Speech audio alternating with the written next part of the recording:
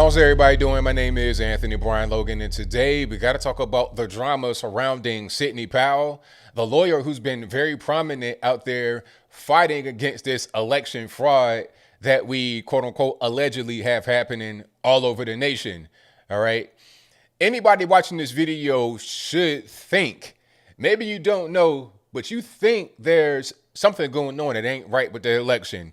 All right. You got Joe Biden having 75 million votes, which is 10 million more votes than Hillary Clinton in 2016. Trump had 8 million more votes, which is close to what Barack Obama had. Actually, it's more than Obama in 2008. That makes sense because of the groundswell of support that you're able to see with your own two eyes for the president, and he's the incumbent. So it makes sense.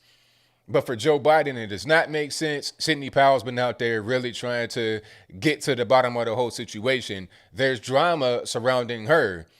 And we also got to talk about those that are kind of discouraged and dejected and demoralized as a result of the drama and other things that are surrounding the election. People are saying, oh, let's just forget about 2020. Let's let it go. You don't need to engage in conspiracy theories. Look forward to 2024, all this, that, and the third. All right. I reject those that say we should just let it go. We got to fight right now. And I think the drama surrounding Sidney Powell might not be all that bad. Let's talk about Sidney Powell first. Now, there's a press release that came out from the Trump campaign. If I can find that, I'll link to it in the description box and also put it on the screen before you. It reads in part, Sidney Powell is practicing law on her own. She is not a member of the Trump legal team. She is also not a lawyer for the president in his personal capacity. Now, people are reading that and interpreting it as Sidney Powell being fired. But if she was never on a team as far as, being paid or anything of the sort, then how can she be fired? It doesn't make any sense. That's if what I said is true. What that appears to be to me is a clarification. People are trying to say that Sidney Powell could just be part of the team and she's getting paid by the president or by the campaign or by somebody else. Nah, what they're saying is that she's practicing law on her own. She's out here doing what she thinks is best to try and find some evidence that needs to be put forward to prove the election fraud. That's what I'm seeing. All right. Maybe I'm wrong. If you guys think differently or if you agree, whatever it is, let me know in the comments below. But I don't think that press release is anything to really be, kind of fearing or having any kind of doubts about, doubting her or doubting the legal process. Now, I do understand why it may make you feel that way because Sidney Powell's been out there with the Trump legal team. You're talking about Jenna Ellis, who's part of the legal team, and also Rudy Giuliani. He's part of the team officially. She's been out there with them talking sometimes more than they do. Yeah, if Giuliani come out, introduce her, she'll speak the majority of the time while Giuliani and Jenna Ellis especially kind of take the back seat. So I would see why that would look kind of crazy, but it may not be that big of a deal. However, I got to jump to those that are kind of discouraged and kind of dejected about the whole situation, saying, let's forget 2020 and look forward to 2024. You do understand that if you don't fight right now in 2020 against this obvious, alleged, quote unquote, election fraud, that 2024 will be lost.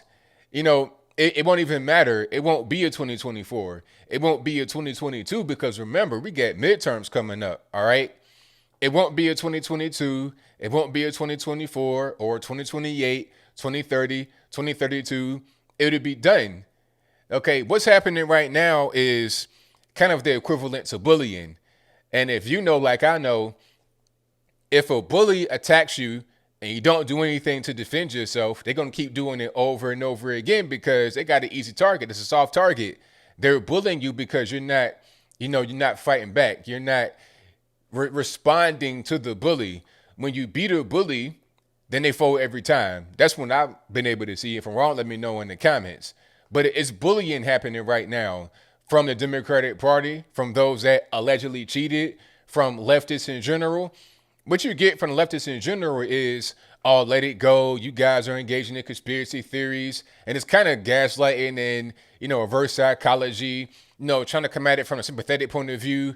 Oh, I know you guys, you're kind of sad and Trump was your guy, but hey, man, you got to just toughen up, man. You got to let it go and you got to move on. Trying to have that kind of motherly vibe, the fatherly vibe to try and just make you think you're crazy and challenging an obviously ridiculous election is somehow a bad thing to do. No, it's a good thing to do. Think about it like this. In 2016, Trump won fair and square. And I believe that there was some fraud going on back then on the Democratic side. Maybe they didn't do enough of it, and maybe they did more of it this time to ensure a victory for their side. Maybe.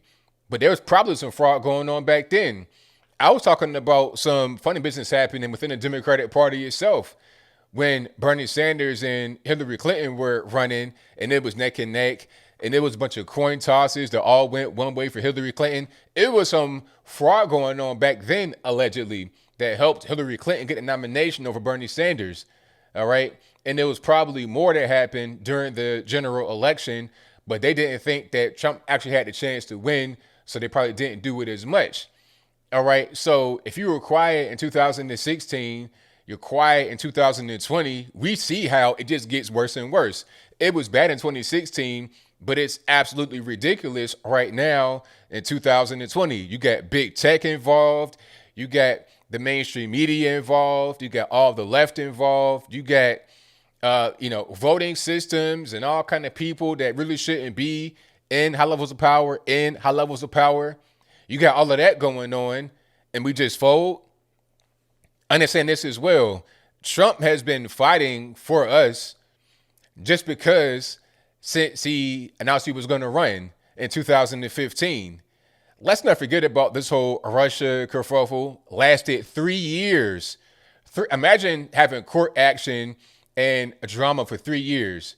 They spent $40 million, 500 subpoenas. You had guys' lives be ruined, guys sent to the penitentiary for no reason other than them trying to attack Trump. You had all of that going on as far as Russian interference with the election. They found nothing, a big fat goose egg, zero, zilch, nada. And they still say that Russia helped with the election in 2016, that Vladimir Putin helped with the election in 2016. They had this whole big thing that lasted for years. They found nothing, although all the chips are on side of the table. They found nothing, and they still say that Vladimir Putin helped with the election. When that didn't work, then they went to Ukraine. And there's always something that they try and attack the president with. In the midst of the president trying to govern, you got all kind of court action and all kind of lies and deceit and all kind of things that are flung against him. He's been fighting the entire time. While us as the people have not had to fight that much. We've relatively been kind of like chilling. I mean, we fought, of course, but it's not been as much as what the left have done in futility or what the president has done with success.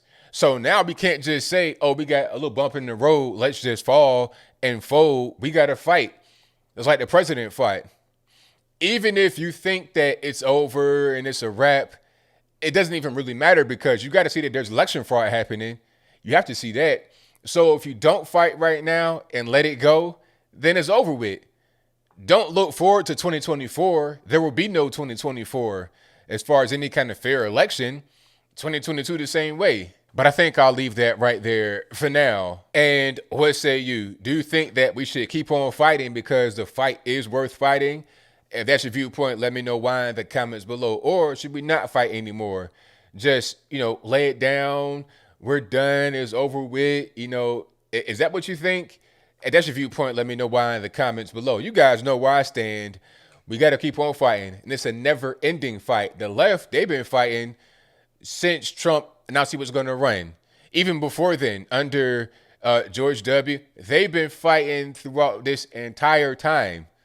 And they're not going to stop. So if it's one-sided where we stop fighting and they keep on fighting, then they'll be able to do whatever they want.